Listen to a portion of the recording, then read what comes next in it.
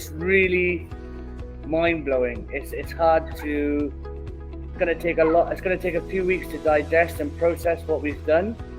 The feeling of being on dry land is immense. It's great to find that we've finally done it, but the to actually take in what we've done and realize it, I think it's going to take us a little while for it to sink in. What do you think, John? I think it's surreal. But the experience was very intense, and we always thought that the last bit would be quite relaxed, and we would just row into the end of the river, and then we would get pulled up the river by the tides and pull into a marina. But in fact, we rode solid for the last 9 hours with no break. And there was waves were against us, the currents were against us, and it was really hard for 9-10 hours. So by the time we arrived, we were exhausted, and that just really made it even more surreal. For me personally, I mean, obviously you've got to do a level of physical training before you take on something like this, but the mental health preparation and working with this guy, Michael Romling, has been a revelation, not just for the row, but for all of us for the rest of our lives. So the physical component was important, and we did that, but it's almost the baseline. You have to do a certain level of physical training to be able to do it, and that was fine. For me, the most important part of the teamwork aspect was actually know yourself.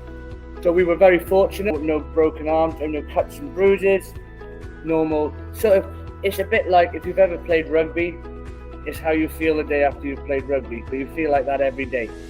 I spent maybe 6 months trying to work out how we could potentially move the boat from French Guiana back to Europe, and I never found a solution until we spoke to Wallenius and to Ian Taylor, and suddenly, bang, it was all done. All of this complicated customs work, all of where does the boat come out of the water, all of these things that are so complicated for someone that is trying to achieve a project like this, suddenly all dealt with. We turned up at the port in Cayenne, and half of the people in the port were all waiting for us. They were all there, taking photographs, bringing us all of the equipment, bringing cranes. Everything was done within.